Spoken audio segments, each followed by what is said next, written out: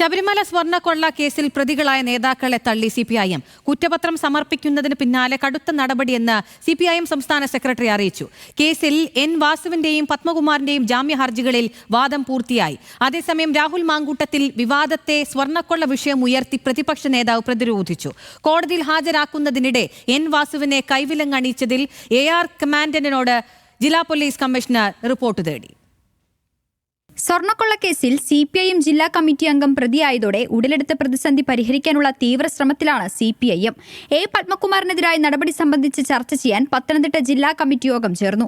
യോഗശേഷം മാധ്യമങ്ങളോട് പ്രതികരിച്ച സംസ്ഥാന secretary MB Govindan പാർട്ടിയെ പ്രതിസന്ധിയിലാക്കിയവരെ തള്ളിപ്പറഞ്ഞു. ഇടതുപക്ഷ ജനാധിപത്യ മുന്നണിയുടെ ഭാഗമായിട്ട് പ്രതിനിധികളാക്കപ്പെട്ട ആർക്കെങ്കിലും എന്തെങ്കിലും ഉത്തരവാദിത്വം ഉണ്ട് എന്ന് കൃത്യമായിട്ട് മനസ്സിലായാൽ ആവശ്യമായ സംഘടനാ നടപടിയും നിലപാടുകളും പാർട്ടി സ്വീകരിക്കും. അതിൽ ഒരു വിട്ടുവീഴ്ചയും പാർട്ടി ചെയ്യുമെന്ന് ധരിക്കേണ്ടിയില്ല. എന്നാൽ രാഹുൽ മാങ്കൂട്ടത്തിനെതിരായ ചോദ്യങ്ങളെ ശബരിമല വിഷയമുയർത്തി പ്രതിപക്ഷ നേതാവ് പ്രതിരോധിച്ചു.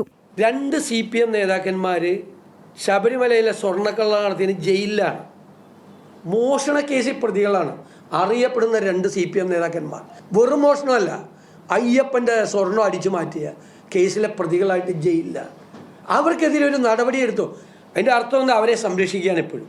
വിശദമായ ചോദ്യം ചെയ്യലിന് SIT കസ്റ്റഡി ആവശ്യപ്പെടാനിരിക്കെയാണ് എൻ വാസുവും A. പത്മകുമാറും കോടതിയെ സമീപിച്ചത്. ഇരുവരുടെയും ജാമ്യ ഹർജികളിൽ വാദം കേട്ട കോടതി നവംബർ 29-നും ഡിസംബർ 3-നും വിധികൾ പറയും. അന്വേഷണം പുരോഗമിക്കുന്ന ഘട്ടത്തിൽ പ്രതികൾക്ക് ജാമ്യം നൽകരുതെന്ന് പ്രത്യേക അന്വേഷണ സംഘം കോടതിയിൽ വ്യക്തമാക്കിയിട്ടുണ്ട്. അതേസമയം കഴിഞ്ഞ ദിവസം കോടതിയിൽ ഹാജരാക്കാൻ കൊണ്ടുപോകവെ എൻ വാസുവിന്റെ വിലങ്ങ് വെച്ചതിൽ വിമർശനമുയർന്നതോടെ പോലീസ് കമ്മീഷണർ അന്വേഷണത്തിന് ഉത്തരവിട്ടു. വിഷയത്തിൽ AR കമാൻഡന്റിൽ നിന്നും കമ്മീഷണർ റിപ്പോർട്ട് തേടി. DGPയുടെ നിർദ്ദേശപ്രകാരമാണ് നടപടി.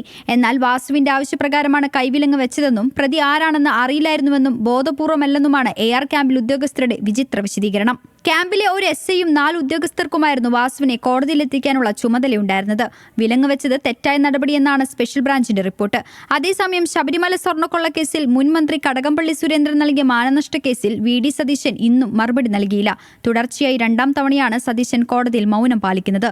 സ്വർണ്ണക്കൊള്ളയിൽ പ്രതിപക്ഷമുയർത്തിയ ആരോപണങ്ങളെ ചോദ്യം ചെയ്താണ് മുൻ ദേവസ്വം മന്ത്രി കോടതിയെ സമീപിച്ചത്. News desk, news Malayalam.